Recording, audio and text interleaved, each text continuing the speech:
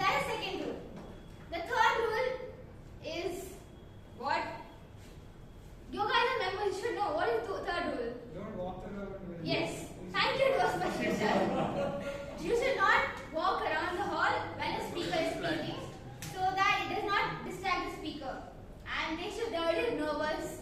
I think today's SAT team is already nervous, so let's give them the chance to not get even more worse. So let's only walk around when there's applause. All good? Yes, all good. Okay, amazing. So the person I'm about to introduce on this stage is the eldest sibling in her family, and she has a younger brother, and there's age gap of 8 years. And she told me if any mishap or if her brother becomes too mischievous, she can't blame anyone, except everything goes on her. But one day she tried to be, the younger one. We'll become one younger one day. So she went and drew on the wall, and she tried to blame it on her father, thinking, oh, my mom will blame my father only, as if she'll scold me. But she was very wrong. But yeah, that was one of the instances that she wishes, that she didn't have a younger brother. I'm just joking, that's not true.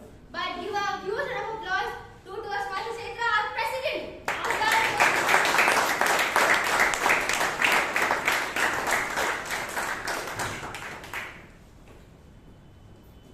Thank you, Toastmaster Shreya, for that very funny story that you told everyone. Good evening, fellow Toastmasters and guests. Good evening. Welcome to meeting number 1497. I declare meeting number 1497 open. Start with the pancake.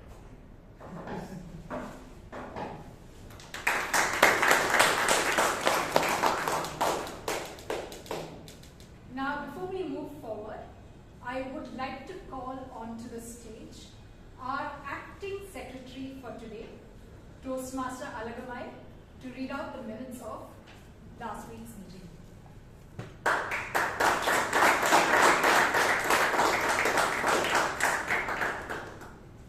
Good evening, Toastmasters and guests. Meeting number 1496 was held on 3rd October. The theme of the meeting was Be Before Me. Word of the day was synergy, which was used twice. The number of the guests present was 18. The member was 26. Best Speaker Award was won by Toastmaster Devashik Prasad. Best Evaluator Award won by Toastmaster Ratan Shetty. Best Role Taker Award was won by Toastmaster Hamadizani. Best Auxiliary Role Taker Award was won by Toastmaster Palak. Best Table Topic Speaker Award was won by Toastmaster Abhay. Thank you.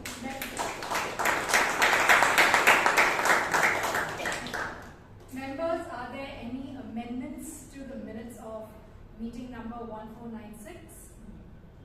No.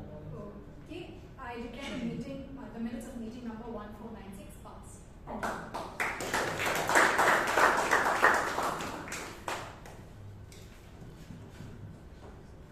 So one of the interesting things about our childhood are toys. Now that's something we really miss when we grow up and become adults, right? We have the money to buy toys, but we don't have the time to play with them and the curiosity to play with them. One of the most popular toys that children play with are the Lego sets, right? And Lego had been in business for decades. They were doing really well. Till at one point, their sales plateaued. So then they went back to their drawing board and thought about what they could do differently. And they decided that they would push for girls to play with Lego sets. And so they came out with different product lines. But one thing after another failed. They went back to their drawing board. And this time, they decided that they would think differently by making sure much more diverse. So they had child psychologists, they had female designers, and they had ethnographers who came and gave their ideas to the design teams. And in the end, the design teams found out that girls like to play with a lot of storytelling. And they designed a set that had a lot of these little details that could be incorporated into stories. And in 2012, they released that set. And this time, they found a lot of success because they had a team that thought differently. And this is something that helped Lego succeed when a lot of toy manufacturers failed because they thought that marketing towards little girls involved throwing the color pink on the toys. Lego thought differently, and this is what made them stand out and become a success. Now we have a lot of diversity here in Bangalore Toastmasters Club. And one of the people who represents these diversity is going to take the meeting forward. He is a very senior member of our club. He has been here for decades. And I have heard our former presidents talk about how consistently he used to come for the meetings. And even when we used to hold meetings in different locations, he was always there. He enjoys singing, reading, and of course, public speaking. And one thing you will note when you see him on stage here is that he has a booming voice that really captures your attention and makes you want to pay close attention to everything he says. So friends, put your hands together to help me welcome the next role taker who will carry the meeting forward, Toastmaster Richard D'Souza.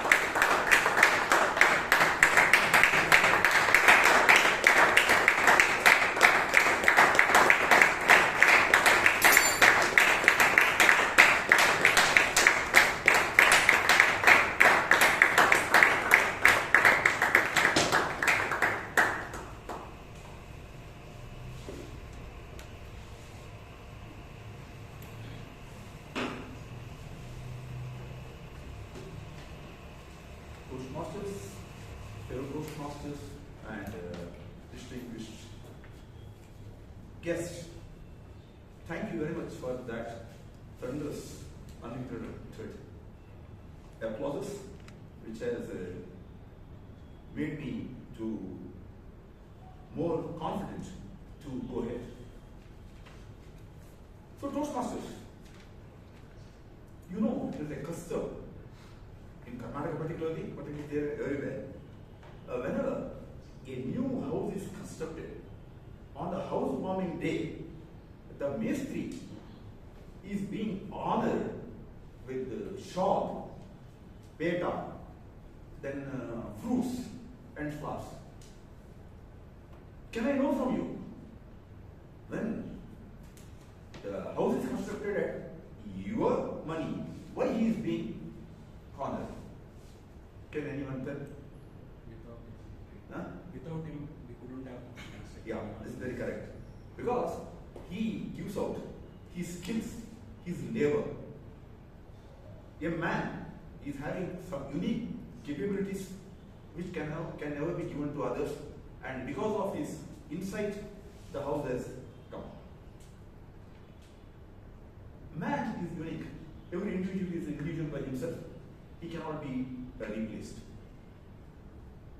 And social scientists say now the days are that of teams or whatever may be of relations, and relation that is nurtured by communication. And social scientists, they say your friend circle should comprise of 33% people who are above you, at whom you look for motivation. 33% will be of your status, with whom you will interact, learn and also contribute, and another 33% who are maybe lower than you, whom you may have to teach, and who look at you for the sake of support. Man is a social animal,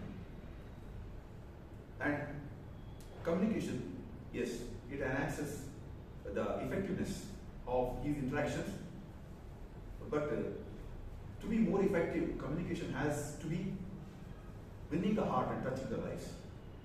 This was seen by a visionary called Rajendran a century ago in 1924 at Santa Ana, California, when the inmates of YMCA were expected to talk after the dinner. They could not articulate their thoughts into words. Therefore, Rajendran felt that something needed to be done, everyone to be effective, and today we all are members of that movement, Toastmasters Club. There are 15,800 clubs worldwide with more than 3 lakh members across 149 countries, and they all join together in a mutual and supportive environment to grow as good communicators and able leaders. Today too, one such meeting, and for the benefit of the guests, I would like to say that today's meeting, like any other meeting of Toastmasters Club, contains 3 sessions. First is prepared speech session, where people come prepared for the speeches as per as the syllabus of Toastmasters International at present. It is called as Pathways. And second session is spontaneous and fun session, and also liked by present youngsters. During our days, people used to run away from this session, but today youngsters are look forward this session that's called as table topic session, where topics are given at the feet, and speakers, Toastmasters are expected to speak. A third session is a hallmark of Toastmasters, that is called as evaluation session, and this session would be conducted by a Toastmaster, a veteran Toastmaster I can say, who will see whether everything went on well and what needed to be done. And I will introduce the head of the evaluation session later on, but this humongous job cannot be handled only by evaluator, who is called a general evaluator. He is being assisted by 3 specialists who are called tag team members. First comes the timer, and we can hear from himself what exactly his role is. And today's timer is working for IT company as software developer. He is obviously reading books and traveling. I request with your applause to PM IST to spell out your role, please.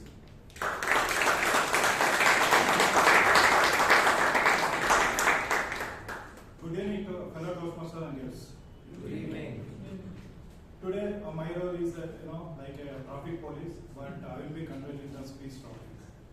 So I will be having 3 different colors card. So these are the traffic signals call for. So green card represents you are cruising smoothly and you can keep on going. And next comes yellow.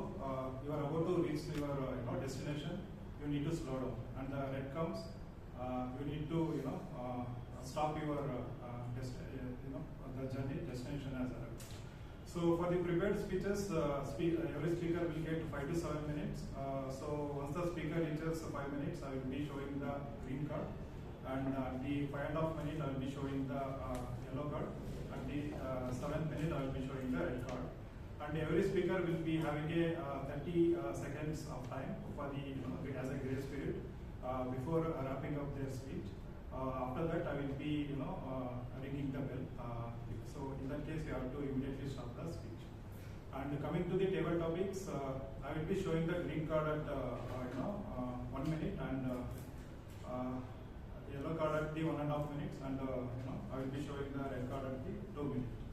And coming to the evaluation session, I will be showing the green card at the 2 minutes. Basically, it is 2 to 3 minutes. I will be showing the green card at 2 minutes, and 2.5 yellow card, and after 3 minutes I will be showing the red card. So all the best to the other speakers. Thank you. Next on the counter is called as the R counter, and this Toastmaster is an analyst in an American fintech company by name Bhatt Financial. He will take basically, he is a very good Toastmaster, enthusiastic, passionate, and regarding the team usage, basically it is controlling one's ego so that we can respect similarities and celebrate uniqueness around us instead of hating each other. I request our counter in charge, Toastmaster Anand, to explain his role.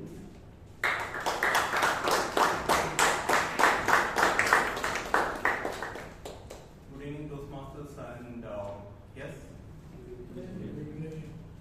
So basically, when you're coming and giving speech over here, you'll be using words like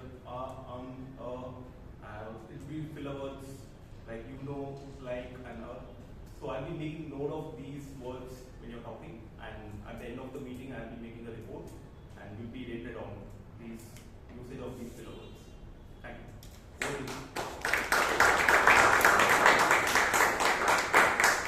And next responsible functionary of that team is works as a software development engineer in test.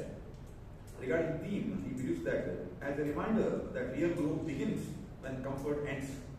Every time we push our limits, we meet a stranger and stronger, we are confident version of ourselves we become.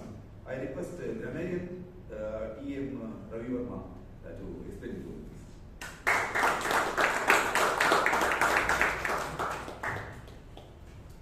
Hi everyone. My role today is simple. I am your language mirror. So I will reflect back what I observe in the way we use the words, the clarity and the confidence. As a grammarian, I will be listening carefully to every speaker, noting their expressions and correct languages. I also be keeping an ear out for a word of the day, unique, which means one of a kind, unlike anything else.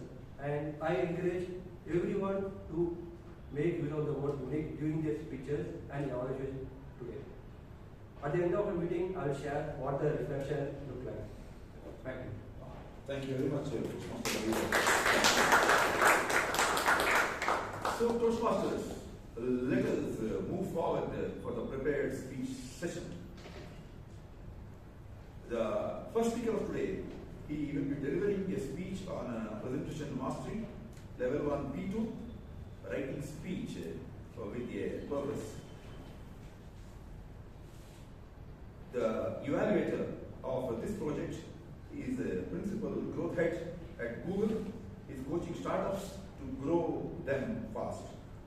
He had recently attended graduation ceremony at Singapore. His hobbies include love learning about financial markets, trying new dishes, and having new experience with his daughter, who is 8 years old. And evaluator is TM Anand. I request evaluator to kindly read out the guidelines of the project, please. Good evening, everybody. The person I'll be evaluating today is Mr. Fazlur Rahman, and as our TM already mentioned, he's at level 1 P2. The project purpose is for the member to learn or review basic methods for writing a speech with a defined purpose and to present a well-organized speech on any topic. Thank you. Thank you. The speaker who is come to lecture now is working as a technical trainer. He trains people on Kubernetes and cloud native tools. His hobbies are spending time with the family, with 2 daughters and his wife. He is visiting rural areas to help people with whatever they need. And his take on the theme is finding common ground builds trust, but celebrating differences brings real growth.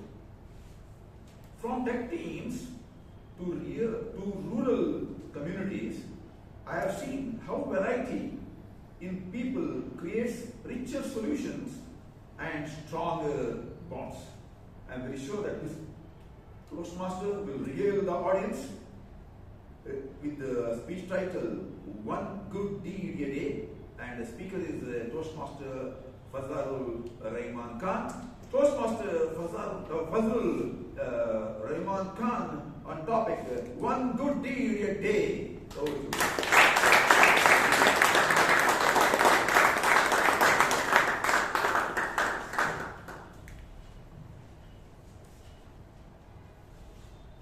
They say money can't buy happiness, but apparently kindness can. Scientists call this as helper's high, a warm, fuzzy feeling what you get when you do something good. When I was a kid, I was not aware of the science, but my teacher made me do a homework called as Dinak Vandu Valle Kelsa, which translates to one good deed a day. We had to write it down and show it to her every day in the morning. Good evening, fellow Toastmasters and guests. Good evening. Every day I would wonder, what is that one good deed I'm going to do today? Some days I would get water from my mother when she came back from work tired. And other days I helped her tidy up the house. That meant maybe just keeping a single shoe in the rack and feel like I've been cleaning the house for hours. And on the most heroic days, I would not fight with my sister, and that would be the most kindest act of mine. Back then, it felt like a burden. It was homework. But growing up, I realized it was more than a homework, it was a hard work. This one simple habit taught me something very powerful, that you don't need to make, kindness is not something you do when you have time. You make time for it. And today, I'm going to share with you how this simple, unique idea can make your life healthier, happier, and even longer, and maybe change the world into a better place. I'm going to break it down into 3 simple parts to make it easy: the why, the what, and the how. Now, if you ask me why a good deed a day, let's face it, the world can feel heavy sometimes. There's a lot of negativity in the news. There's stress at work. The people arguing if pineapple belongs to the pizza topping or not. We definitely cannot control all the chaos in the world, but we can definitely control what we can contribute to it. A one good deed is like that firefly what you see in a dense, dark forest. It surely can't light up the whole forest, but it can remind you that there is still hope. Scientists call this as a helper's high. When you do a good deed a day, it releases a dopamine and endorphins, the feel-good hormones. For example, when you pick up a cute little baby, your heart just melts. Right? Or when you wake up in the morning and look at your wife's face, you'll think, hey, how did I get this one? Or maybe when the table topic master calls you on stage, your heart is pounding, you come on stage and blubber something, and then you end up winning the Best Table Topic Speaker Award. And you feel the top of the world. This is exactly because your brain is rewarding you with these dopamine and endorphins, the feel-good hormones. So when you do a good deed, your brain rewards you with these chemicals, which help you live longer, healthier, and stress-free. Now, if laughter is a medicine for your body, kindness is the medicine for your soul. Now, people who do the good deeds live happier and healthier. Now, moving on to from why to what. What does a good deed mean? Does it mean donating a kidney? Or maybe building an orphanage every day? It doesn't have to be that dramatic.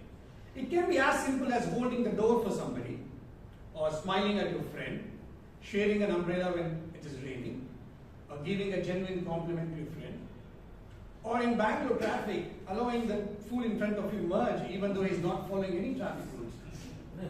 It is one kind act done with the intention to make somebody's moment or a life or day better. It might not make headlines, but it definitely makes somebody's day. And when you start making somebody's day, you can start seeing the real impact of changing lives as well. Think of kind acts like compound interest accumulating in your bank account. It grows over the time, but this kind portfolio will be richer than gold. That was my why and what. Now moving on to the how. How can we just take this simple idea and make it practical? I'm going to share with you what's worked for me. Maybe it will work for you as well. I have a simple 3-step formula for it. Step 1, when you get up in the morning, think of what is that one good deed I'm going to do today. And when you start thinking about it, you will notice there are a lot of opportunities your way to do a lot of kind acts. Do it. And step number 2, write it down. Go back to your school habit. When you see the list grow of kind acts, what you've been doing, it will make you feel amazing. And step number 3, share it. Not to brag, but to inspire. Because kindness is contagious and you might help somebody get their helpers high. And to conclude, imagine a world where every single person does one good deed a day. There will be 8 billion acts of kindness every single day. The world will definitely be a better place with one smile, one small act of kindness.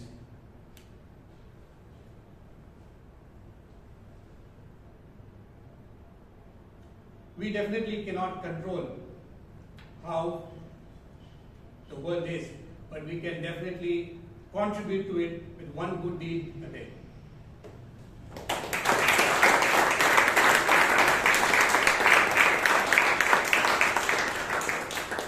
It was really very wonderful speech.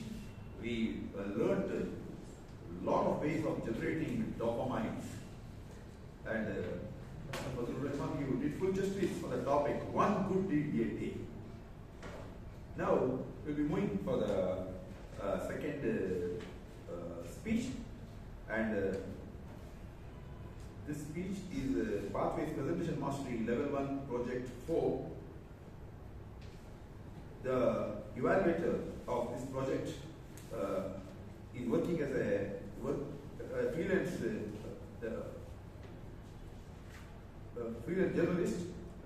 freelance entrepreneur. His hobbies are running and reading. By reading, he gets glimpse into the minds of the characters. And by running, he gets an inside idea of his own mind. Regarding the theme, he believes that all distinct notes need to be in harmony for a pleasant melody. The evaluator is none other than Toastmaster Vishal Vasant Kumar. I request the evaluator to read out the guidelines of the project, please. Thank you, Toastmaster of the day. Good evening, Toastmasters and dear guests. Good evening. The speaker is attempting a project whose purpose is for the member to present a speech and receive feedback from an evaluator. Thank you, and over to you, Toastmaster of the day. The Toastmasters, this young, energetic Toastmaster is a chartered accountant having one setup of a personal wealth management firm. He is an avid reader and philosophical too. Last time, in one of the speeches she has delivered, I got a lot of insight and I started loving my life because she told what is going to happen, it has to happen. The take of this Toastmaster on the theme is, she believes that while similarities help us bond with each other naturally, differences open our minds to possibilities that we never knew existed. The title of a speech is Between Breath and Voice, and speaker is TM Shivangi Bhatt. TM Shivangi Bhatt on topic Between Breath and Voice with full breath.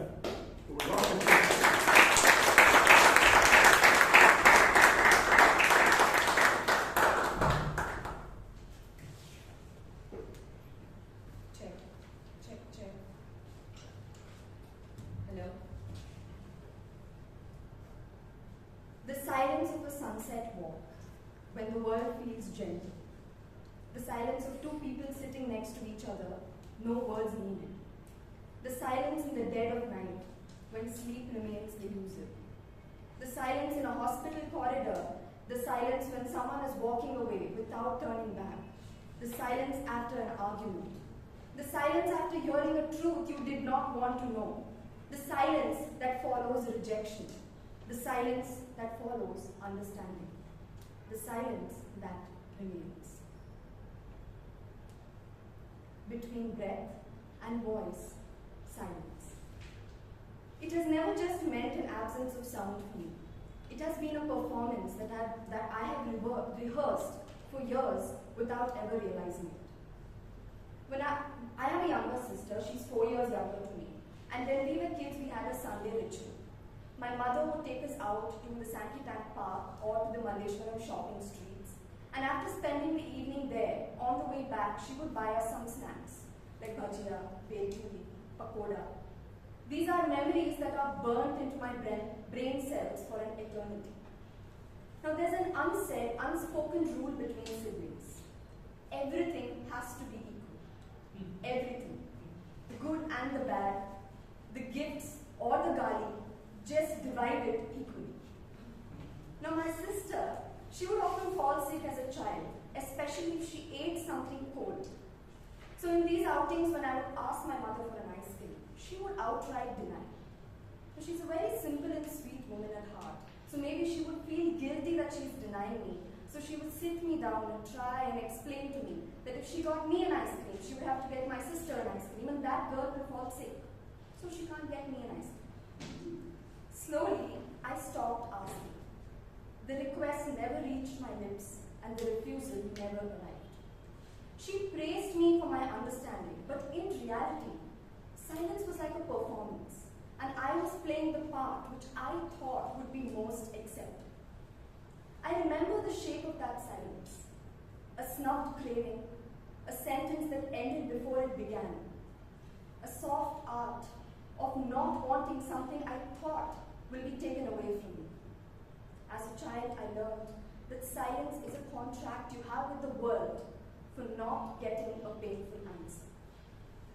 Years later, silence changed its costume, but retained its script.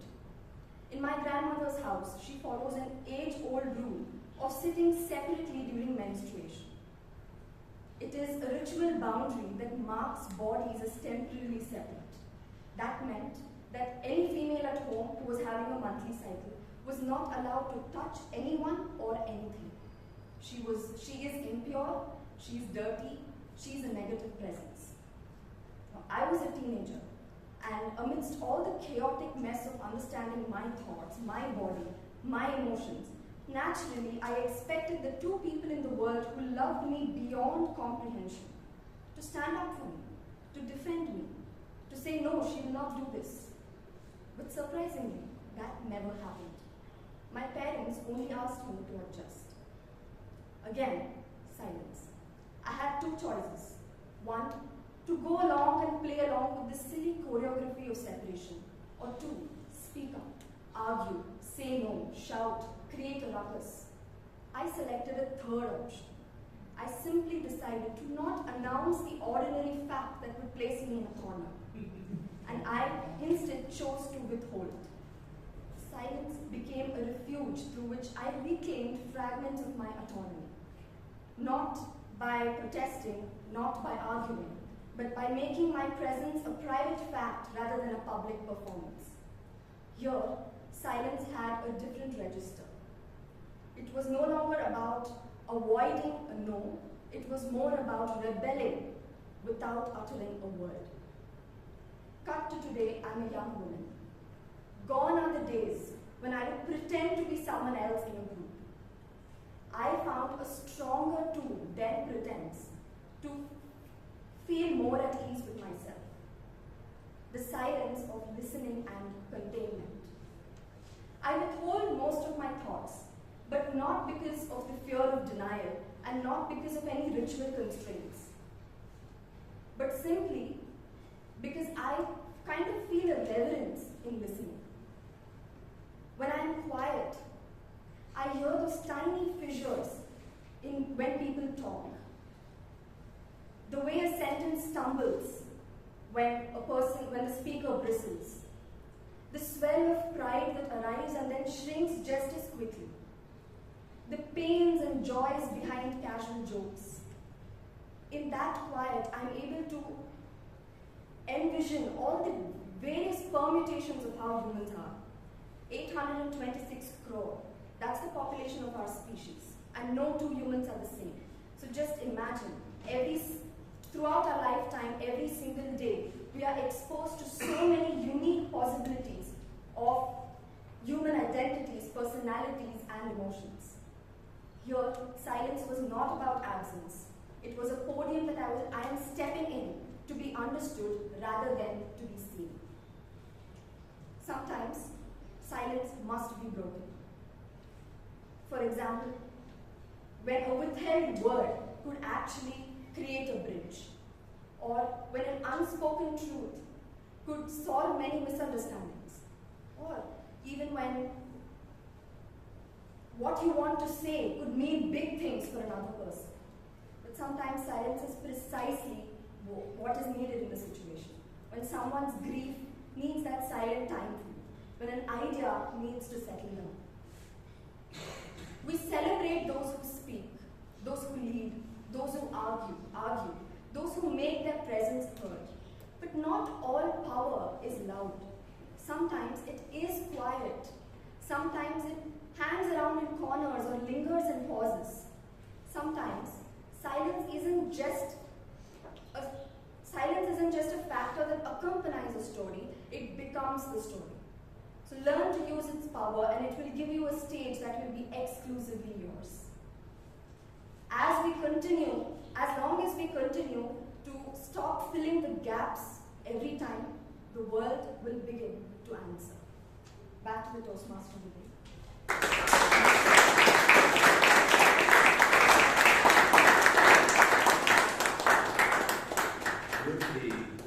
Toastmaster Shivangi Bhatt was a really great speech.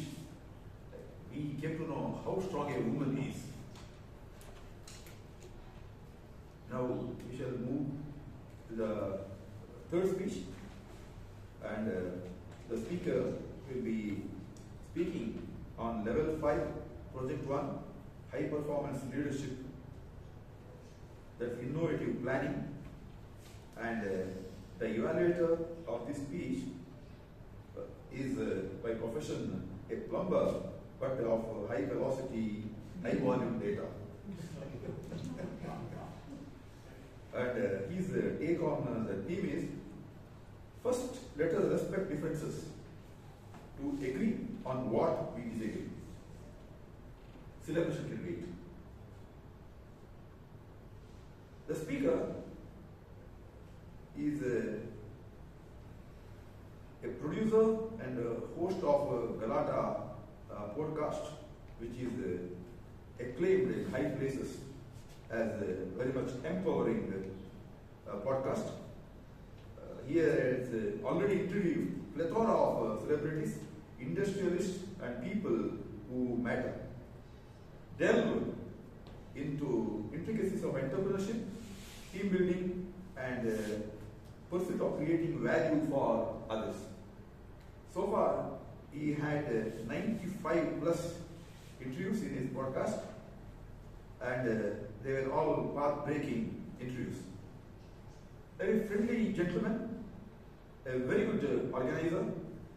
He was instrumental in organizing Ovation 2025 at such a gala scale, which was attended by maximum number of people so far. A very supportive individual. Please, the Toastmaster is Toastmasters Puneeth Suraana. He will be speaking on the topic Toastmasters for the Dummies. Toastmasters for the Dummies. Toastmaster Puneeth Suraana. So I'll read the guide. Oh, sorry. Alright. So this is so Toastmaster Pathways has 5 levels. This is a level 5 project, and this project is called High Performance Leadership. The purpose of this project is for the member to apply their leadership and planning knowledge to develop a project plan, organize a guidance committee, and implement the plan with the help of the team. Okay, and this speech is there is a speech before implementing the project and one after implementing the project. This is before, so this speech is for the member to introduce the plan and vision for the project. As usual, the speech length is 5 to 7 minutes. Back to you.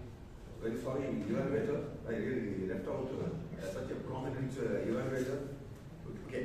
Now, speaker is Toastmaster Puneeth Suraana will be speaking on the title Toastmasters for Dummies. Toastmaster for Dummies, Toastmaster Puneeth Suraana.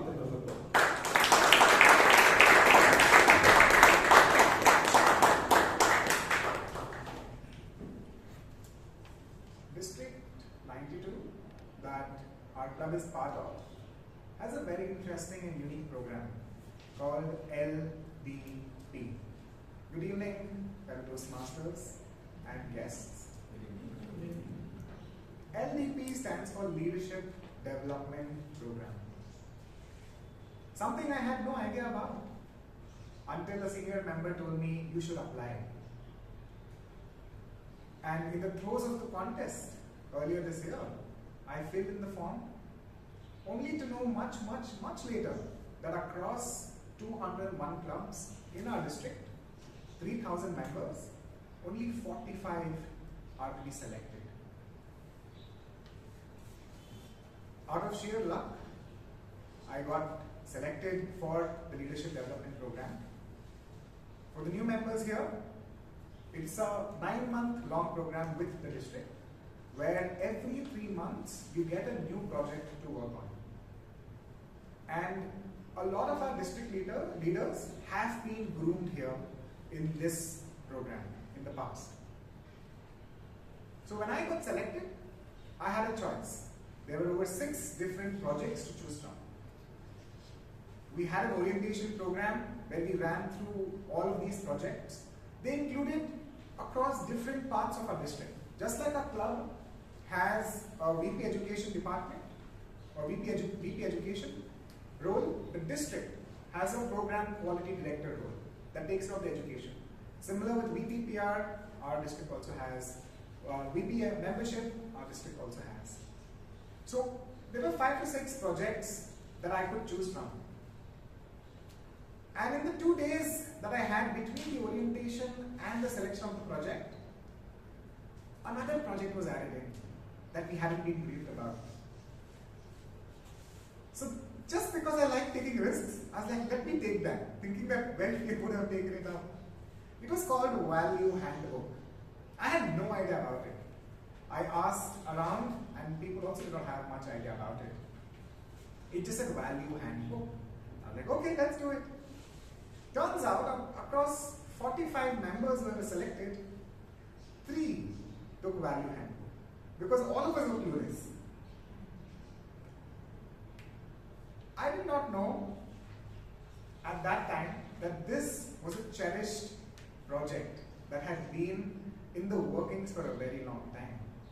And it was directly seen through by our PQD, Program Quality Director, distinguished Toastmaster Shreya. And with all my enthusiasm, once I got to know, I shared my ideas, immediately tacked it down, saying, no, we can't do all of that. We don't have the budget, we don't have this, we don't have that. We just want to have a value handbook for new Toastmasters who just joined the club. Maybe a community club like ours, maybe a corporate club, or maybe a college club. And they have no idea what Toastmasters is. What is T-Mod? They thought it's a mode. They thought it's little Modi ji. What is TTM? What is a district? So they all needed a simple, easy to go through manual that would give them an overall understanding of Toastmasters. 3 of us were under a committee which included, like I said, distinguished Toastmaster Shreya. There was distinguished Toastmaster Chaitra, distinguished Toastmaster Sadugol, and we had a mentor that would guide us through the 3 months, Raj. The idea was simple. Make a book for dummies. That's what I thought. And me, being the only person from media, the other 2 LDPNs, Meeta M. Shah, who is also a senior Toastmasters member, and Chandrashekhar, who is a corporate club member. We decided, let's focus our energies to make this project happen. My strength came from the media field, Chandrasekhar's strength came from the corporate club perspective, and Meeta Shah's strength came from her depth of knowledge across Toastmasters. I created a simple Word document and made a rough list of all the topics to cover. Basic questions that somebody who's just enrolled into Toastmasters at a community club, like one of you here, the tag team members who are doing it for the first time, or maybe a corporate club that has just started and the company is paying for it, so the employee is not really serious, but it has to be something they have to attend. After putting the list, we assigned each other chapters to work on. And I told them a very long timeline, because we have 3 months. We were going to work on the ugly first draft, and we're going to retweak that draft thrice. Draft 3 is what is going to go to the PR team of the district. They're going to refine it further, and they're going to publish it and release it at Jamboree. So I made a timeline, and so far we are 2 months in. Our first draft is through. This week, our mentor Pranav Raj, the entire committee sat together, refined the book, and now it's gone to draft 2. We are refining it further. What we envision of this value handbook is something that a VP Education can hand it to probably somebody like, I forget the name, Tirumalesh, when he joins, along with probably just a briefing. On the evening of his installation, he'll get a PDF document, 20 pages long, that he can go through, and he'll get a rough idea of what Toastmasters is, what his club is, what is it like to take a timer role, what will it take to navigate. That is the plan with this leadership development project. And I'm happy that this aligned today, because I'm exactly a month away from Jamboree, where it will be launched in person. So imagine this, right? A PDF document that we are making on Google Doc, 6 of us, being mentored by 3 of course, will be launched into 10 physical copies, and I hope it's going to end up on our magazine stand here, one of the copies. But for the new members and veteran members, I really believe LDP is a good platform. Look out for it after the next coronation. It's worth applying for. I'm learning every single day, and it's across all the 200 clubs, so you get a very different cadence of members. On that note, I can't wait to share it with you, and once it's out, it will be on our WhatsApp group. Please stay tuned. And back to the Toastmaster of the day, Vijay sir.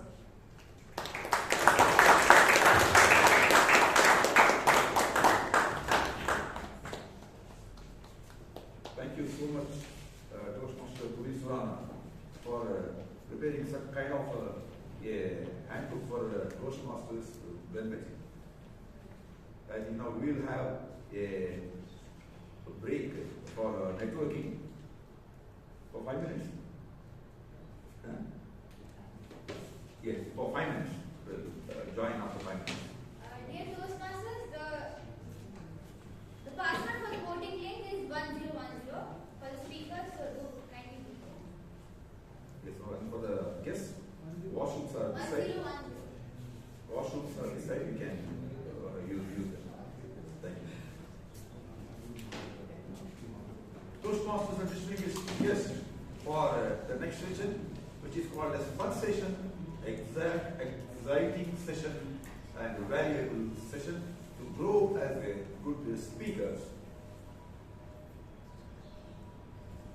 When I was young, I had a girlfriend who was always friendly with me all the time, but sometimes she would behave as if she had not seen me.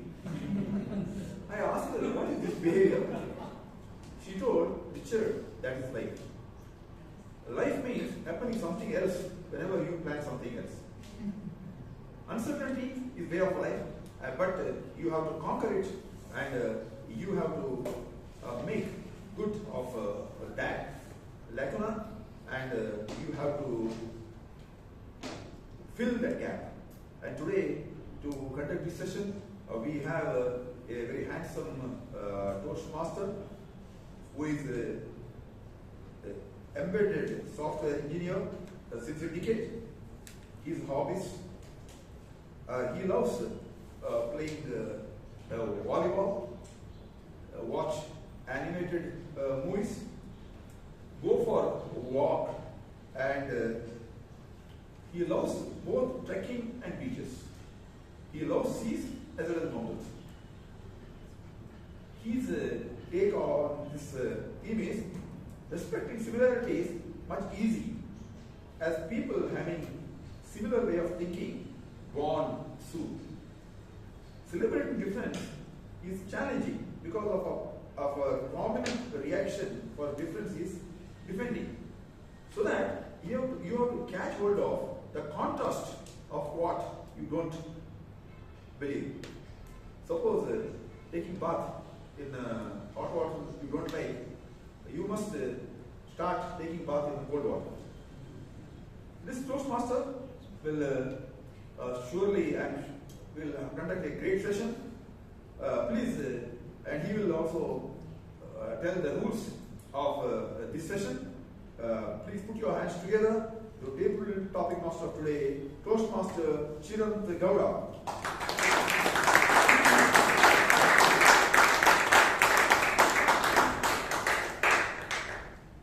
Thank you, sir. Thank you for that wonderful introduction.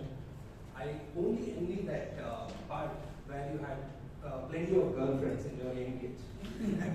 Is it only one? Only one? That was painful for me.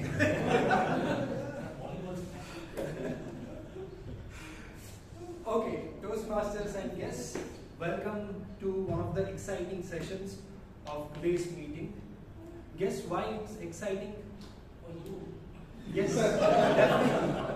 I am one of that part, but I think it's because of everyone. I would rather say a human nature. Because, true to the theme, we respect our similarities. We bond with them. But when it comes to differences, we cannot say the same.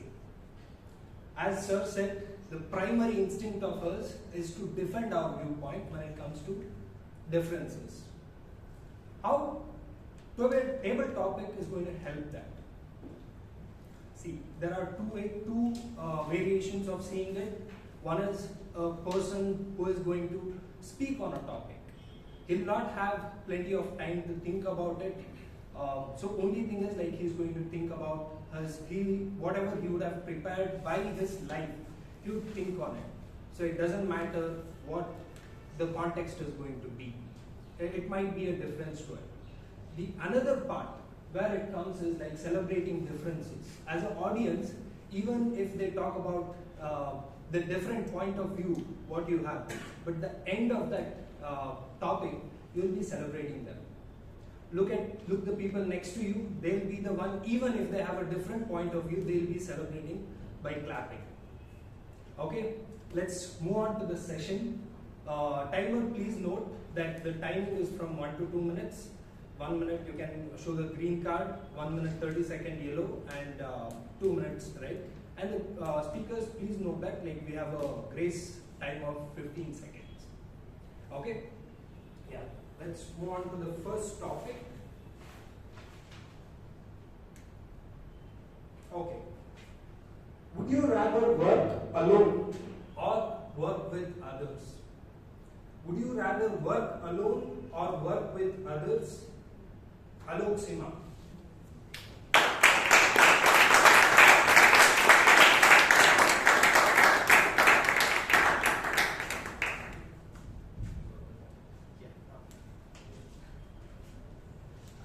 I don't think there is a one-size-fits-all answer to this particular question. Would you want to work alone? Would you want to work with others? I'm in that conundrum every day as I've switched to a new job. In my previous role, in my previous office at least, there was this habit of going to office at least 4 times a week, and there I would meet people. There were colleagues of mine who were part of the same team, so we would invariably end up exchanging experiences or at least exchanging office gossip, if not anything more. But then, cut to my present role about 4 months into it now, the company brands itself as a hybrid company, which means 4 times in a week I almost end up working from home. And that has made me realize the difference. So there are moments, of course, I wouldn't say working together is always healthy. There are moments when you need that solitude, there are moments when you need to do some deep work, and that means that you can work alone, maintain that intensity. But a lot of time there is a part of me that yearns for company, that yearns for that mutual sharing of experiences, that exchange of even frustration. It need not be success always. I mean, there are times when you get frustrated and then you need to talk to someone. It's more important than when you are successful. So that is what has made me realize that maybe I am someone who likes to collaborate. Being in a profession which is more people focused than tech focused, I would love to have people who can collaborate with me. And that, I think, is the answer to the question. Do I like working alone? Do I like working with others? Yes, there is a phase where I would want to do that deep, meaningful work and I'd want to do things alone. But majorly, I would really love to collaborate, work with people, have people around me so that I can exchange my thoughts or at least have someone to talk to, basically. Back to you.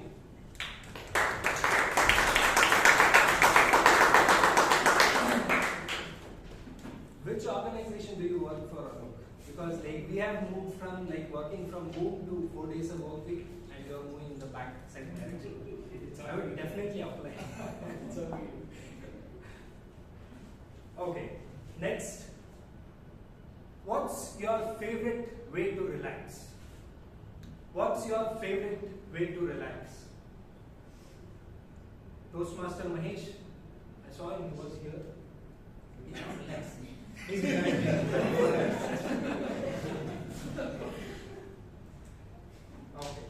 Like, someone else can take that topic. Imtiaz? Oh.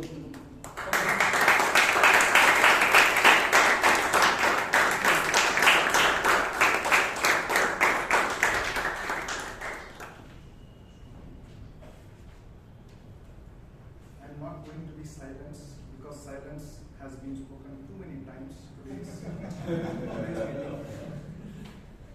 So I'm going to tell a story. I think during our work, right, busy hours, sometimes we need to take break. Whenever a medical guy who is suggesting us take breaks in every hour or every 45 minutes, you need to walk, you need to take some yoga kind of thing and all, right? But in our Indian work culture, we don't have it, even though from our managers or from our, not from our managers for sure, from our I think maybe the top management, they may tell that they may conduct a lot of sessions for medical relevant sessions that take this yoga, all those things. But I didn't observe in our Indian working culture. But when I'm seeing in German working culture, right, in the breaks, lunch break, Mittagspause in German Deutsch word, so they take power nap, they take half an hour. Actually, the lunch time is 30 minutes only, but they will take it 50 minutes, and 20 minutes, that extra 20 minutes, they will have their lunch, and 30 minutes they will sleep. When I went to Germany, I also did the same thing. Believe it or not, it was really awesome. That half an hour sleeping on the chair was really good. It is something you are regenerating yourself. And when you are going back to work after noon, after a power nap, you feel really energetic and the productivity really goes high. But these Indian companies doesn't understand this. Thank you. Over to you.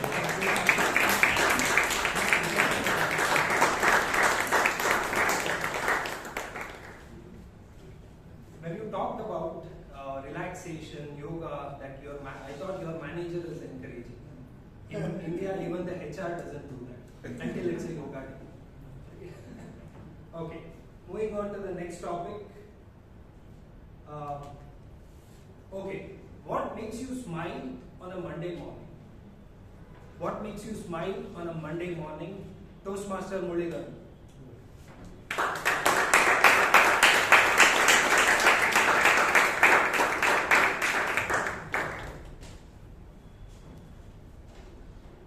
Good evening.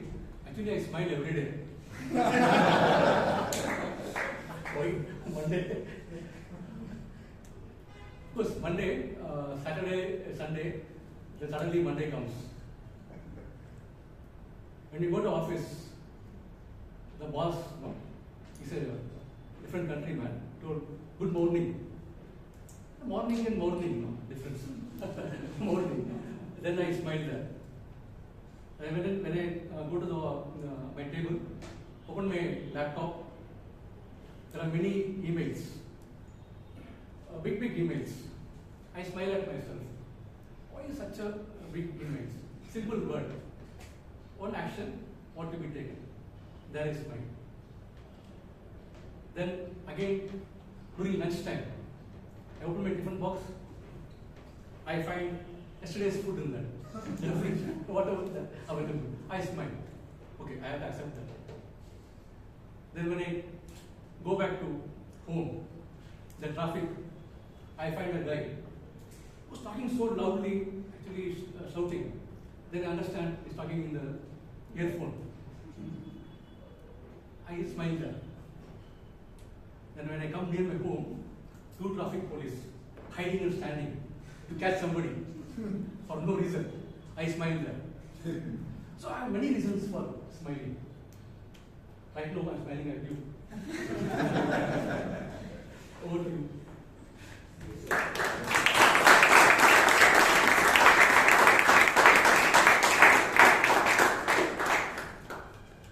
I think you smiled at me and forgot to give a handshake.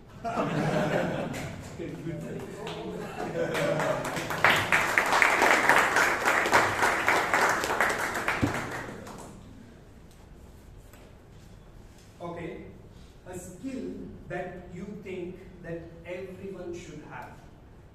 A skill that you think everyone should have. Toastmaster Abhay Kothari.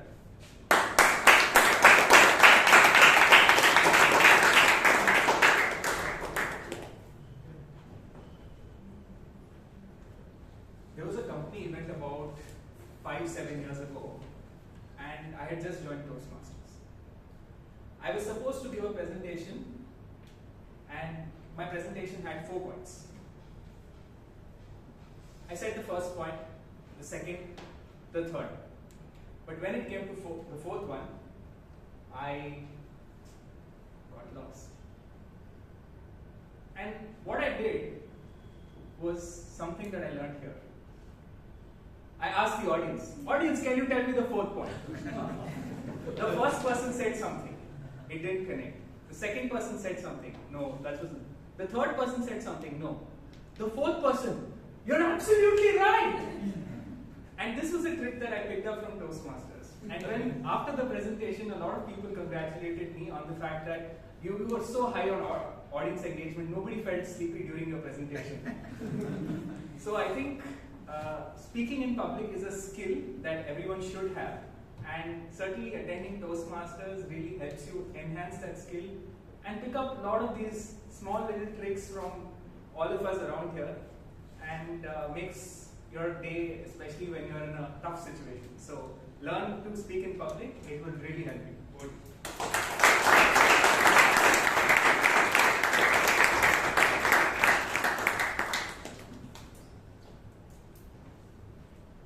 Well, I was hoping like I could learn that trick just to interact with one person, that is my manager. Anybody else, I'm okay. Okay. Moving on to the next topic, a tiny habit that helped you tremendously. A tiny habit that helped you tremendously. Toastmaster Chandrashekhar.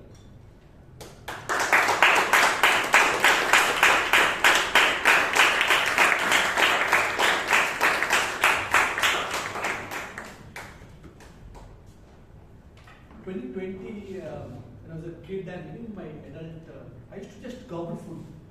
I used to start having food, and before I realized, I would finish, and then I would end up washing my hands.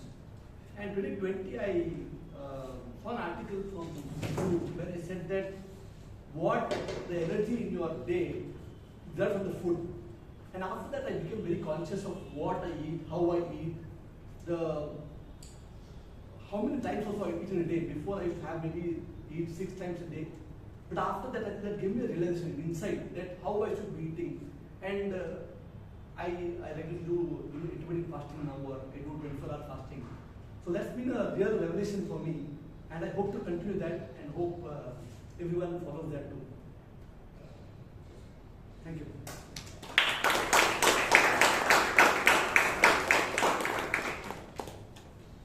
Yeah, definitely intermittent fasting helps for people to reduce weight, but I don't think you need that, right? Sorry on the bad because I don't follow it. Okay, but thank you. Because I eat like 6 times, more than 6 times a day.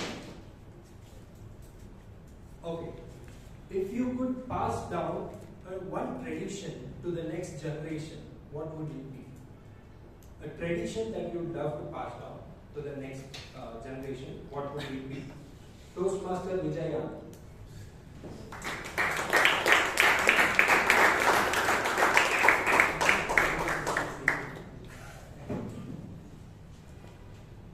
One thing I would like the next generation to know is how to say no. Mr. Toastmaster, fellow Toastmasters and guests, I think as a race, predominantly perhaps in India, we find it difficult to say no. Let me give an example. I have 2 cousins, one in the US, one in Canada. They come down once in 2 years to India. They come home, and my wife makes a lot of dishes. And if it's a Saturday, it's vegetarian. And those girls, my cousins, daughters, my nieces, they love non-veg. So my wife makes something, and my lot of effort, my wife puts 3 hours, 4 hours cooking. And my wife goes to serve that brinjal. My cousin's daughter, nah, I don't want that. And my wife feels so hurt. I just tell her, no, it's all right.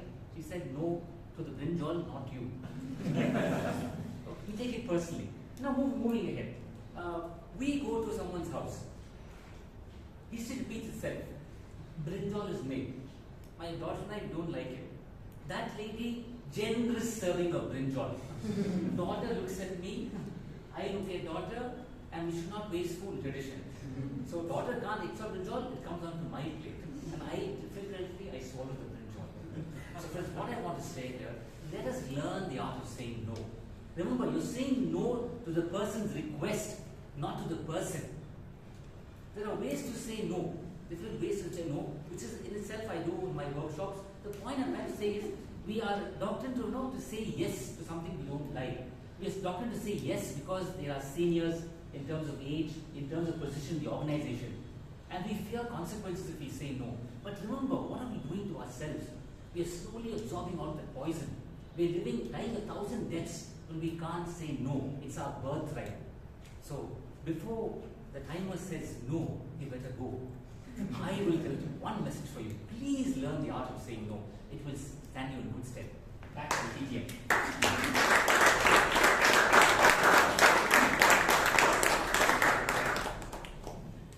So you should have said no to the timer. What's the solution? Should we go to US to learn no? No, yeah. No.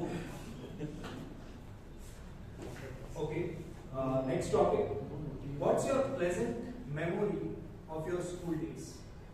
What's your pleasant memory of your school days? Toastmaster Shreya.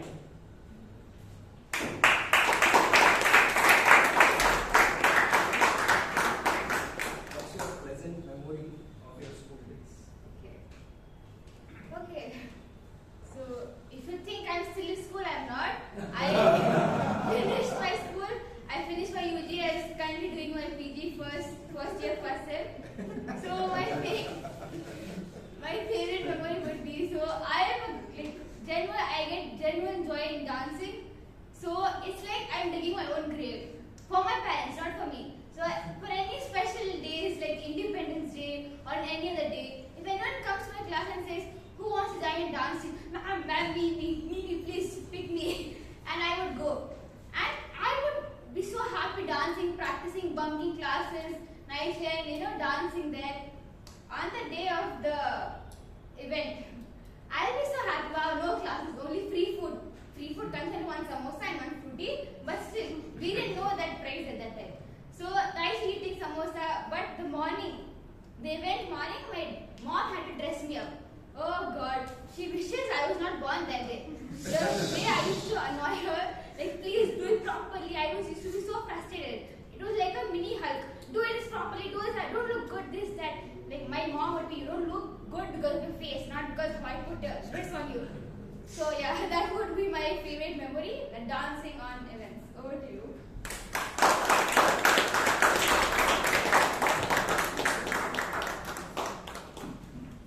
Shreya, I couldn't relate to anything except the fruity because I don't know dancing.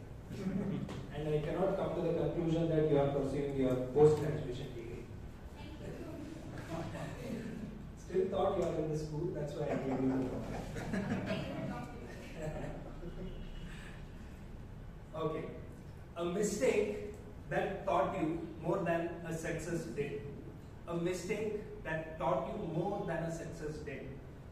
Toastmaster George Matthew.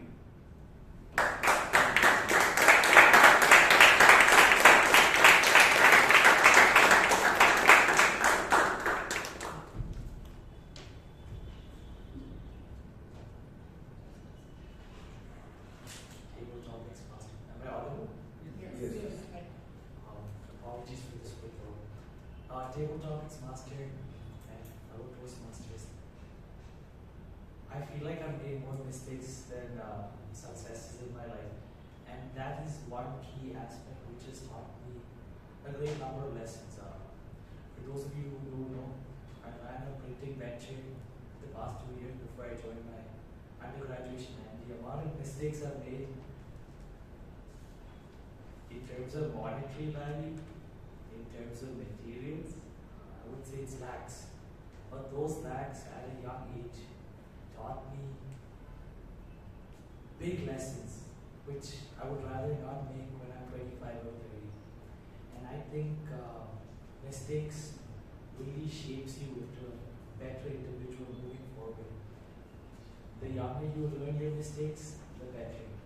With that, back to tabletop Toastmasters.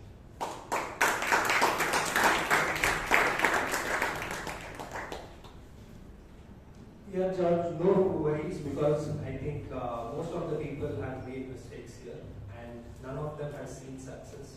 No, not none of them. I think so. Okay. A curiosity that led to absolute chaos. A curiosity that led to absolute chaos. Toastmaster Alagammai.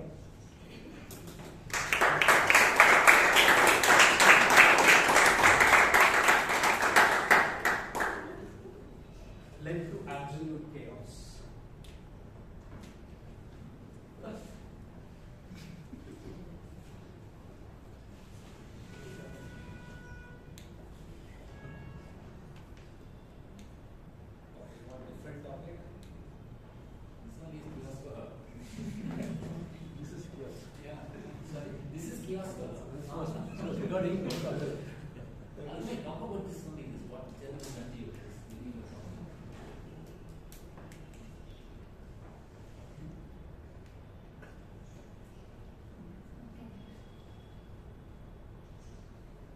don't get the topic correctly. The curiosity that gives cures.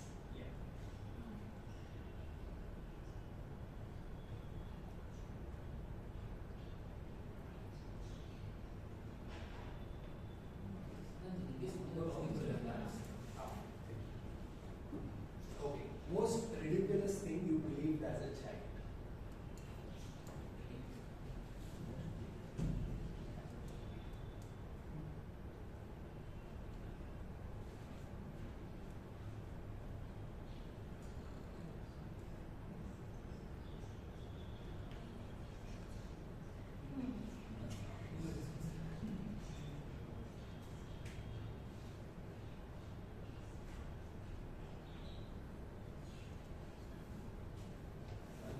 Visualize your childhood days. Start speaking.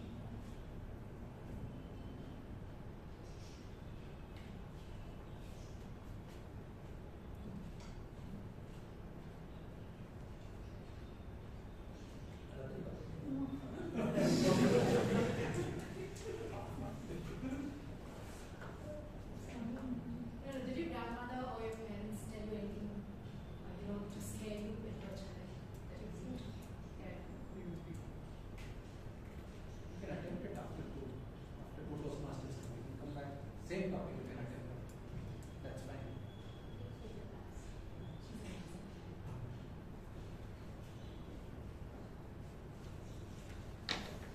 Okay, that scared me. My childhood days was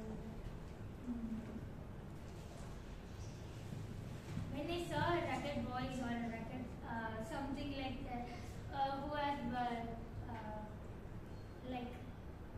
I'll get nervous by seeing them while walking the road. I get nervous about seeing them in my childhood days.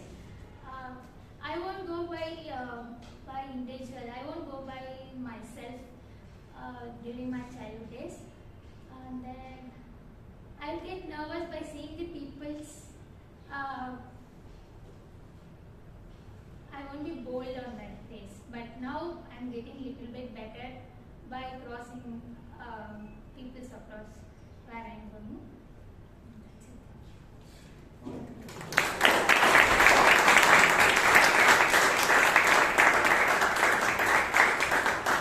Did you say that rabbit by seeing rabbit? No, people's. Oh, people. Racket. Yeah. We have attempted the topic correctly because that's the ridiculous thing. Okay. The first thing is like why I offered the second topic is like your curiosity. First was your curiosity that led to absolute chaos, right?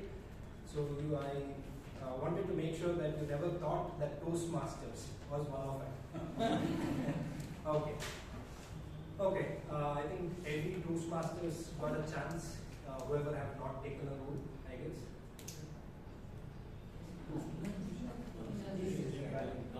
He is traveling the same road as you are.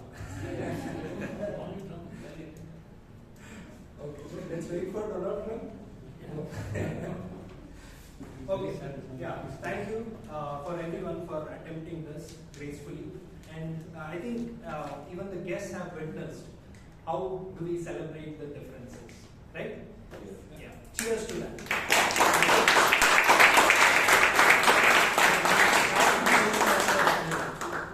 Toastmasters, was this not an exciting and funny session? A big round of applause to Chiranth.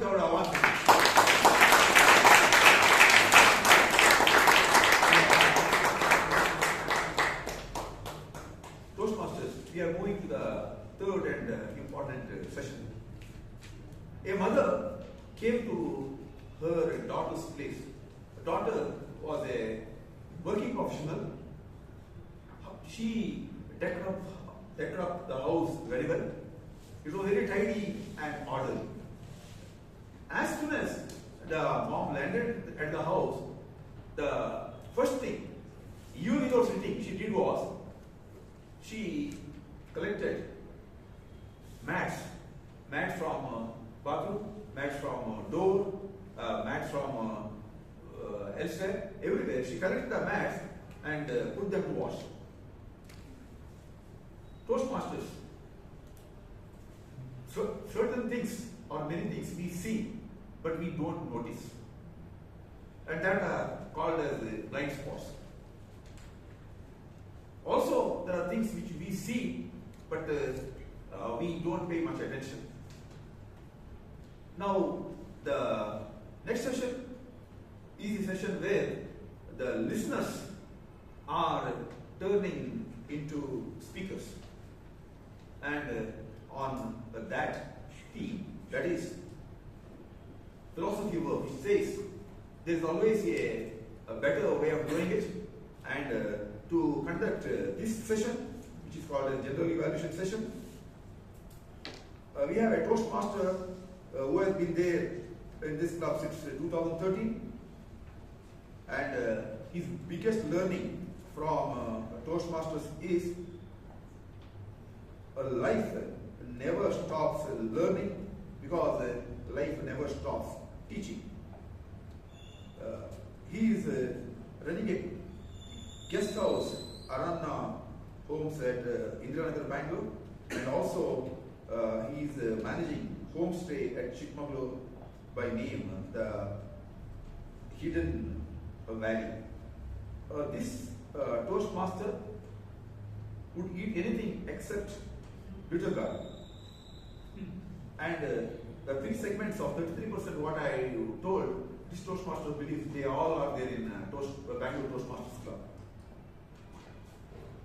His hobbies include listening to music related podcasts and enjoying watching crime thrillers.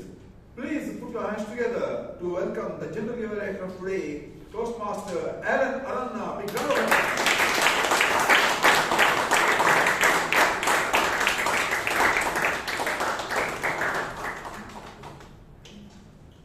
Good evening, everybody. Good evening. Okay, we're going to have a small competition as always. Left side, right side. Okay, who says good evening with more josh? Okay. Good evening, everybody. Good evening. One more time. Good evening. Good evening. Very good. I mean, we look like a gladiator movie. That kind of feel. Very nice to have this kind of energy, and the energy that I just spoke about, the energy that you just showed, was the energy that our chubby little Sergeant at Arms started with at sharp 6:30.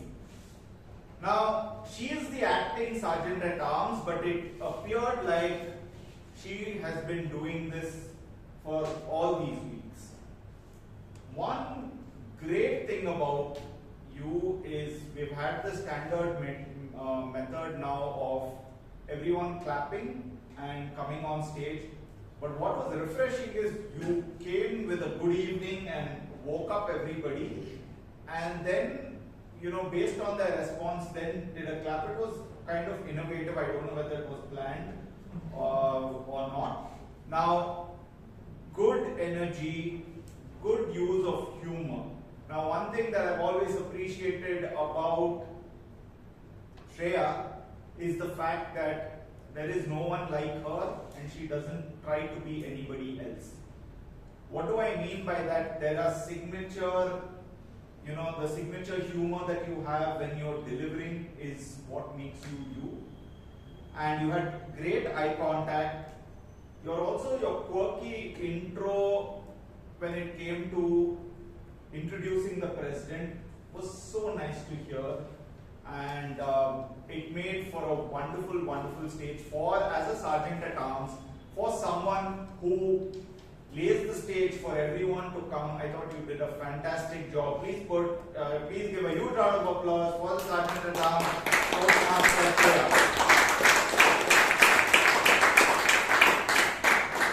Then we had the president, who, before giving the address, introduced our acting secretary, Toastmaster Alagammai. Now, Alagammai, one great thing that you did. You came here, great smile, great job, right? Which is very rare with a secretary actually, because they come with the serious demeanor of giving a report, but you had a great smile. You did a very thorough job with, actually going through the whole meeting and all of that, which was very good. One thing that would have helped is you came with notes, right? Or a book. What would have been better is if you had used the lectern, because what happened is because of which you had to use your hands. You could have used your hands here and it would have been much better for you if you had used the lectern, is what I felt. But otherwise, you did a good job as an acting secretary. Please give Toastmaster Alagammai a huge round of applause.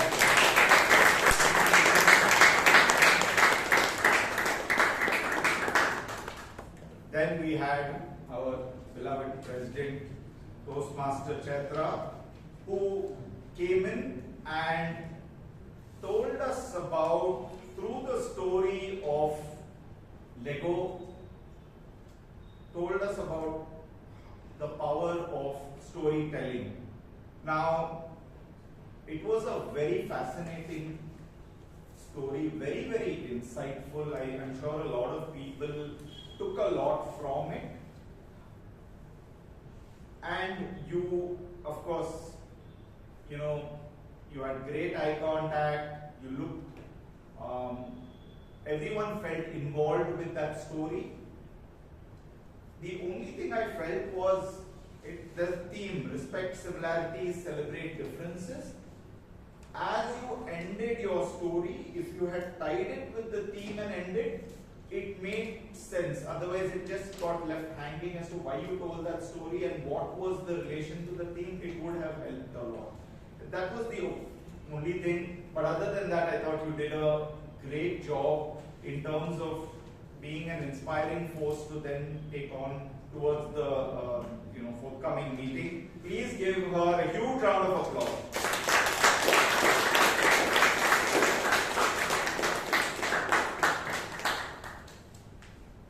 We, of course, had the Toastmaster of the day, whose evaluation I would leave towards the end. But now I will go on to the prepared speeches.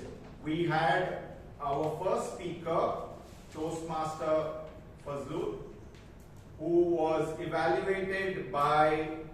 to be evaluated by Toastmaster Anirudh. Please give a huge round of applause for Toastmaster Anirudh.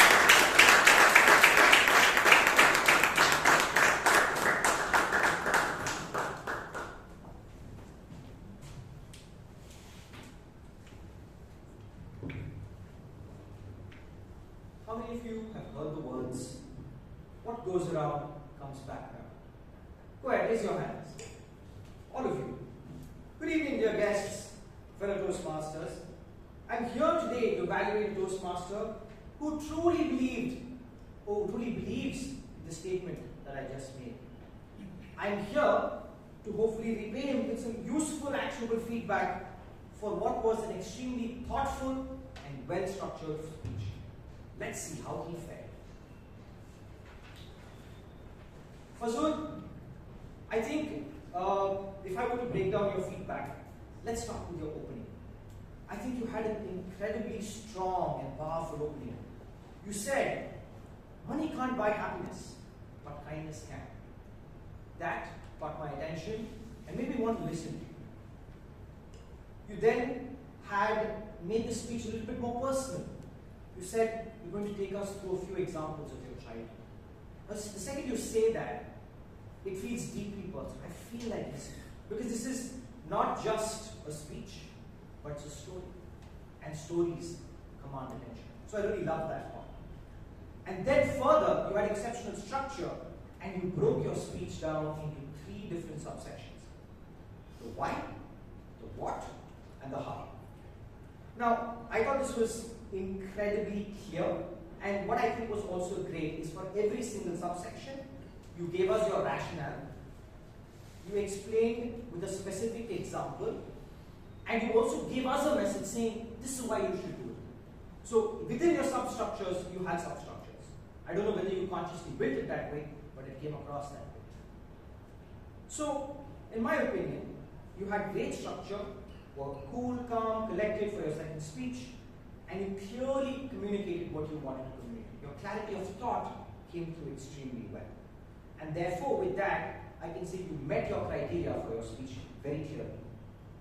That being said, Fazlur, I did notice a few areas of improvements that can make you even more impactful as a speaker. The first one is the timing and pacing of your words. Let's go back to your example. What I said was a strong opening, and it was. You said money can't buy happiness, but kindness can. But when you said money can't buy happiness and kindness can, you gave away your plot. You should have said, Toastmasters, we all know money can't buy happiness, but do we know what can buy happiness? Kindness. Now that would have been enough for me to really register that thought.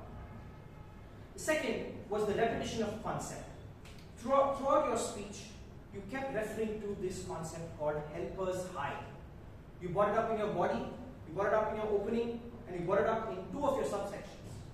To me, this was unnecessary repetition that you could have avoided to have even more impact on your speech.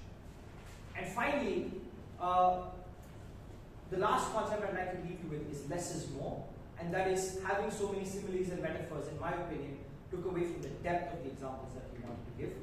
With that, I'd like to thank you for a well-structured, well-thought-out speech that was deeply personal and left a strong end to every single, to all of us. And very great job on your second speech. Thank you.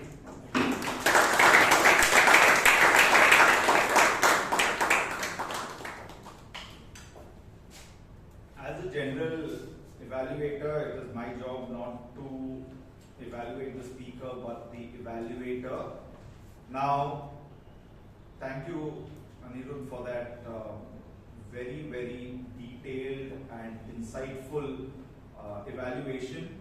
Great job with reiterating objectives so that everyone, including audience, realizes as to where you're coming from in terms of giving your evaluation. Just one small point which I think you could have also pointed out to the speaker is when he finished his speech, he just froze. And he didn't say either, he should have said back to the Toastmaster. He just froze, and for 5 seconds or more, it was just pause, right? Could have been avoided, that could have made his actual ending a little more impactful, just something that could have been pointed out. But other than that, for the speaker and the evaluator, please give a huge round of applause.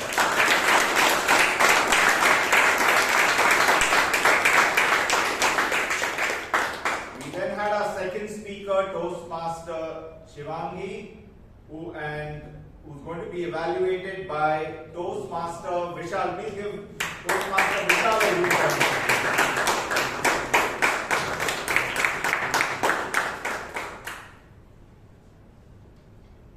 Good evening, Toastmasters and dear guests. Good evening. A few days ago, I was talking to Ms. Shivangi and she did something to provoke my eye. And I thought, when I saw my poster as her evaluator, I was sure I'll come on this stage and I will say, what a terrible speech. Not good enough. Please repeat it. But, you know what? She silenced me today. So, that's how much I really, really like this speech. Now, let's get to the parts that I love. Shivangi, I think your speech flowed like a river. From glacier to estuary, I think it went smooth. And there were no parts where I felt the transition was lacking.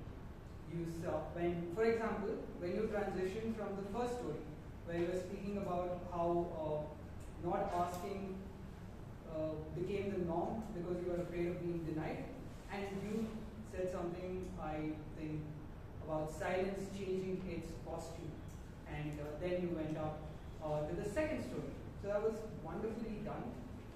The second thing that I really appreciated was the use of vocal variety. kept going up and down, and I am not going to try and mimic it because I have only one tool, which is love. Now, you showed us how unique silence can be and the unique masks that it wears. Just if I may suggest, I have 3 suggestions. One is the pace I felt was a bit fast. When I felt that I had to pay attention to your speech and then I could capture everything, but if I didn't pay attention just for a few seconds, I felt that I would be lost. Now, the second thing is the ending line. I'm sure we've all heard the importance of titles. When I say Nike, I'm sure the first thing that comes into your mind is just do it. When I say Apple, the first thing is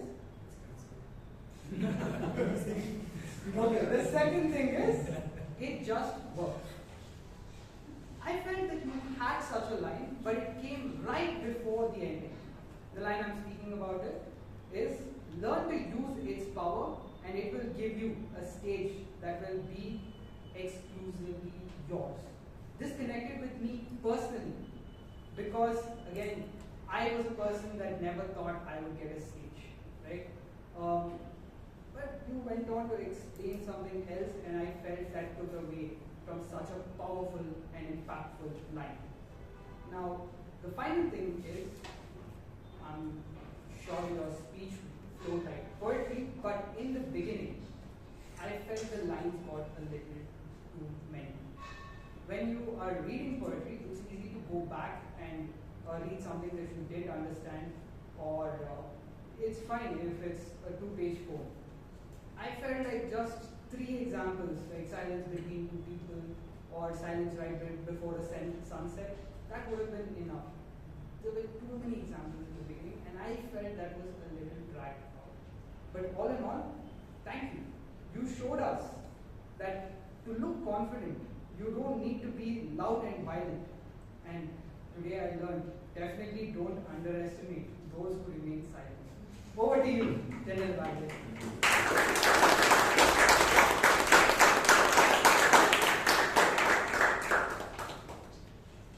Thank you, Toastmaster Vishal. There were a lot of actionable,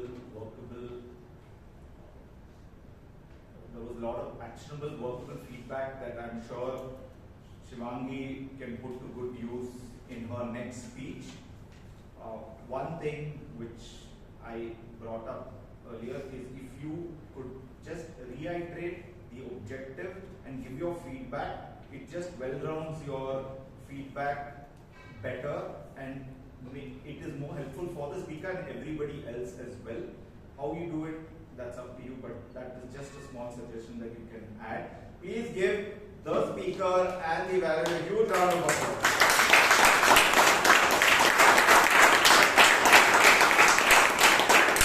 We then had our third speaker, Toastmaster Puneeth, and he's going to be evaluated by Toastmaster Vijay.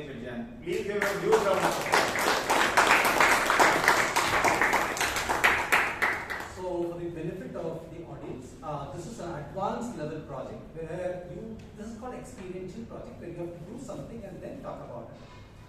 Toastmaster Puneeth, you took us through the journey of the leadership development program as a participant, which is a very acclaimed program in Toastmasters, as a member of the 3-member group.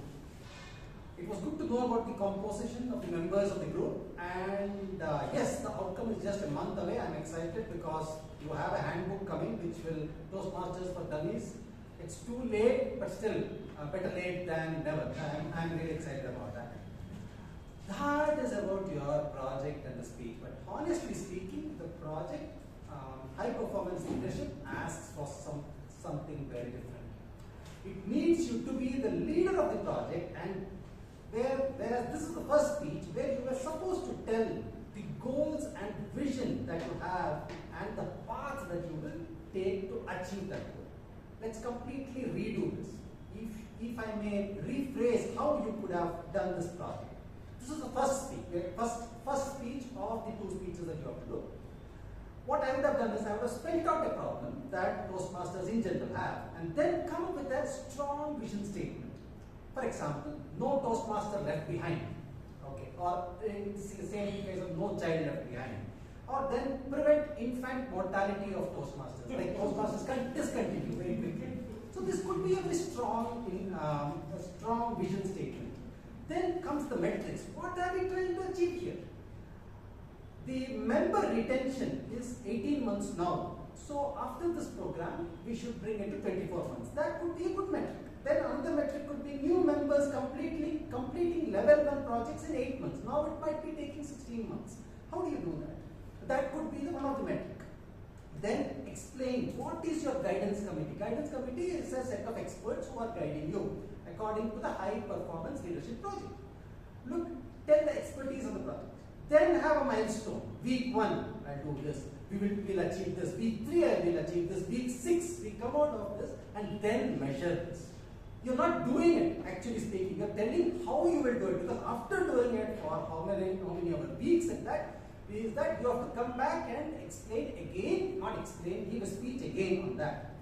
If you do that, then that would really be a high performance leadership project and a planning speech. Well, that, if you had done that, instead of being a cog in the wheel at this moment, you would have been a star in the constellation. Look forward to your ending speech. You can skip this. Back to you.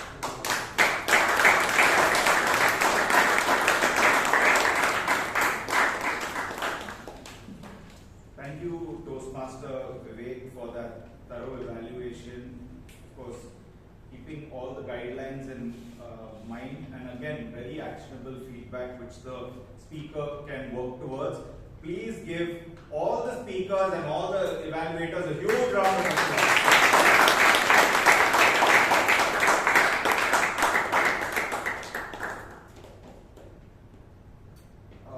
Then we had our very dynamic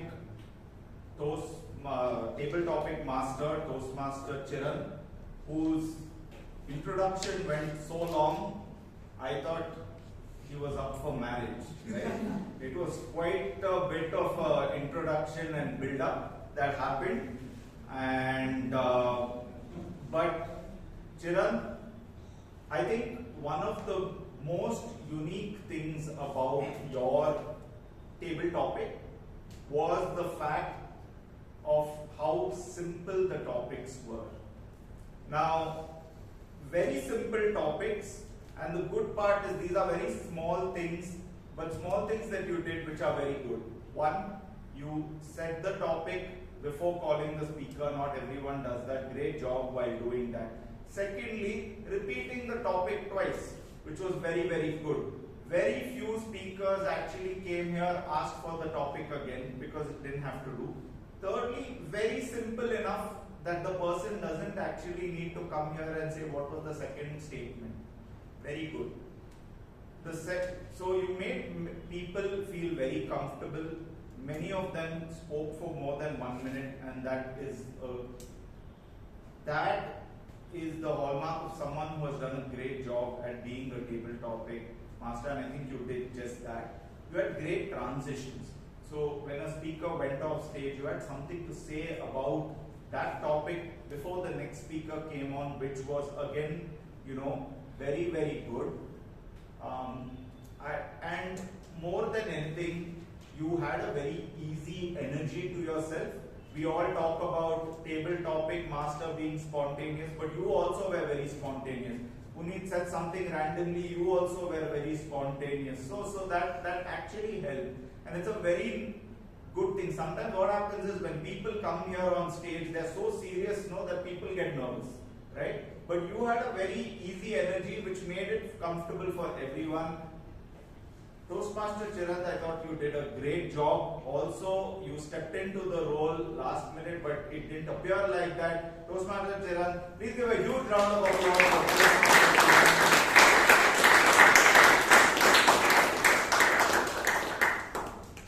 Now we move on to the person who actually was someone who threaded this whole meeting together and made it what it was. Now, firstly, Toastmaster Richard D'Souza, one thing is you are very well attired, which is always very, very nice. one thing that actually shone through your entire role was the sincerity with which you came into this role. You had good introductions for everyone. You had taken the time and effort to reach out to people and understand them, and that's very, very important, because when it comes to introducing someone and their role, it's also about giving them that, what do you call, the Josh factor to do their role to the best of their ability, and I thought you did a great job with that. Now, the one feedback that I have for you is that in terms of voice modulation, when it comes to introducing people, like if you're saying, and the timer is this, and please put your hands together for Toastmaster, Trimalesh, right? That transition, which actually very interestingly came towards the end when you were talking about Chiranth saying that, did you all have a good time? Everyone please give a huge round of applause for Toastmaster Chiranth. If that kind of energy was carried throughout, where you had this Josh towards the end, it also brings a lot of energy while introducing someone, which I thought would have really helped. But otherwise, for your sincerity and the way you approach this role, and for the experience that you bring into what you did, please give the Toastmaster of the day a huge round of applause.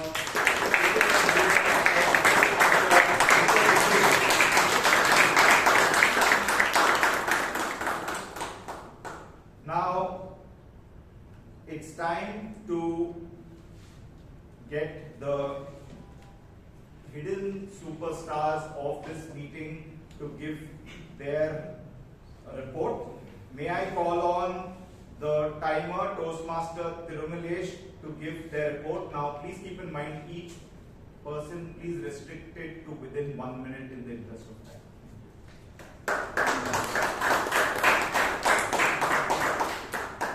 Good evening, everyone. In the prepared speeches, everyone qualified. In the table topics, only 2 of the speakers spoke in less than 1 minute. And in the evaluator section, we shall just shoot it 20 seconds extra. Yeah, that's it.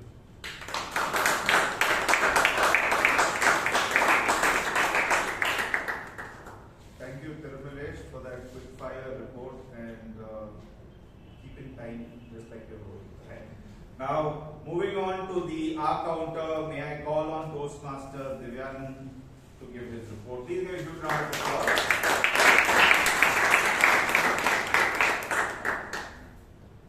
Good evening, Toastmasters and my dear fellow guests.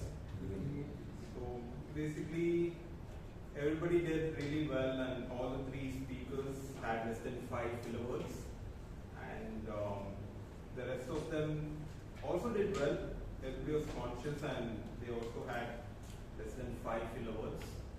So thank you.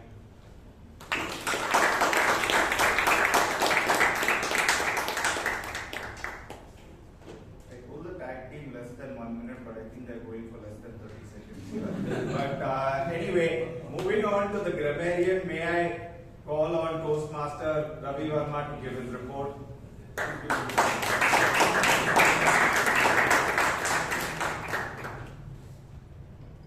Thank you, Mr. Anand. Today's meeting was full of clear and creative use of languages. And I heard many nice phrases, like one would be a day. Money can't buy happiness, but kindness can.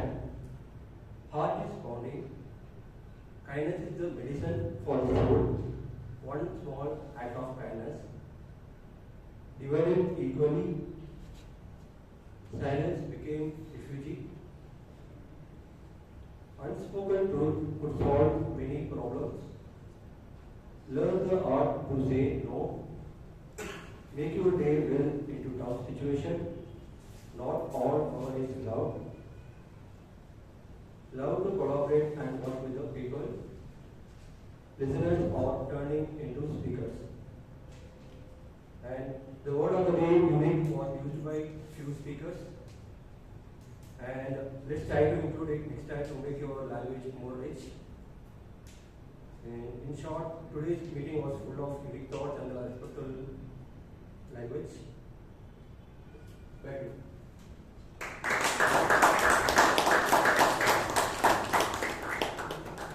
Thank you, Toastmaster Ravivarma. Please give the three of them a huge round of applause. Especially the guest tag team are truly the hidden heroes of a meeting, and they tirelessly have to listen throughout the meeting to ensure that it is fruitful for all of us. So please give them a huge round of applause.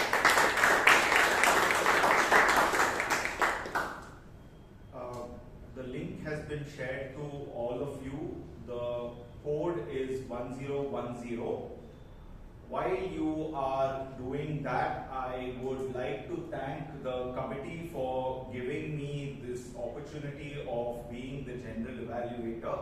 Now, as a general evaluator, it was my role to evaluate and give feedback to everyone, but nobody gets to evaluate me. But I would like to tell all of you at a personal level that post this meeting, if you have any feedback that I can use to do the job that I did much better, feel free to reach out to me. I would like to thank the committee once again, and with that I'd like to hand it back over to the Toastmaster of the day, Toastmaster Richard D'Souza. Let us give a big round of applause to all listeners who were the evaluators who gave us such feedback. A big round of applause. Now, I would like to give it back to the President by thanking the committee for this opportunity. Over to Madam.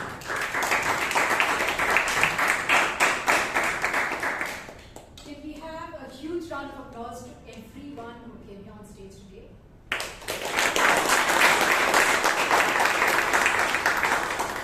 Can we also have a standing ovation to someone who has taken the TMOD role after such a long time?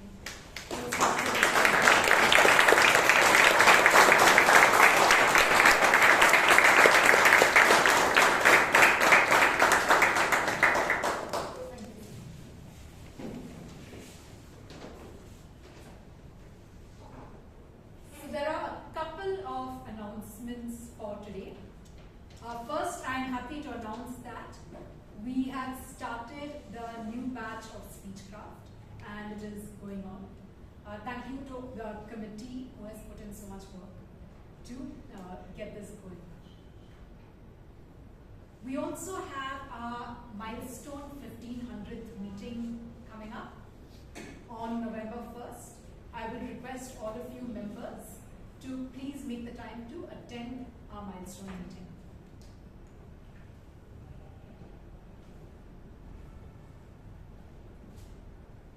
And with this, we come to our awards segment for today. The Best Role Taker Award goes to someone who continuously made us laugh throughout his segment, Toastmaster Chiranth.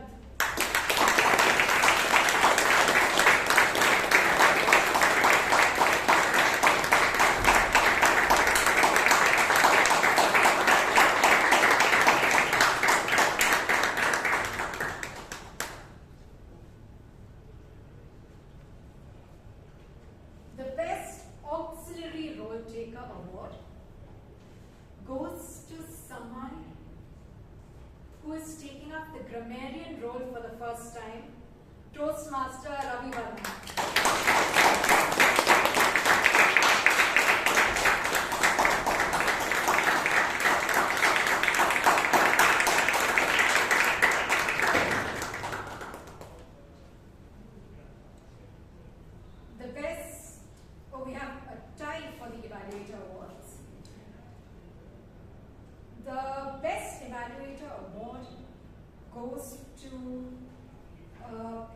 paper for data. And also someone who is, I think, very new at evaluation, Toastmaster Anirudh.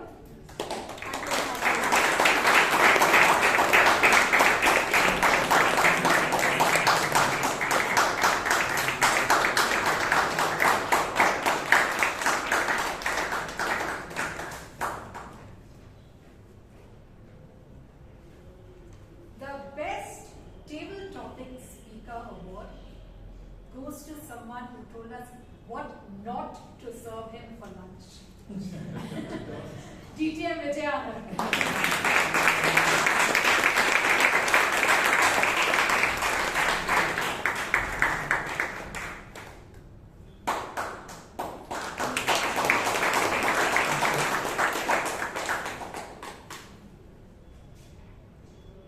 Now we have had someone who hates brinjal, someone who hates bitter curd, but the best speaker award goes to someone who really loves ice cream. I think this is the third time she's mentioning it on stage. Toastmaster Shivangi Bhatt.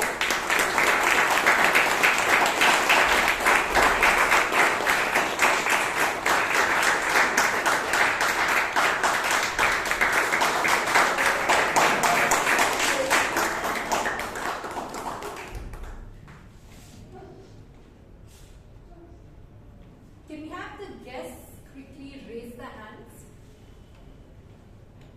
Okay, thank you. After the meeting closes, I will be giving you a walkthrough about what Toastmasters is about. So please come and join me outside the door immediately after collecting your stamps. With this, we come to the end of today's meeting. I declare meeting number 1497 closed.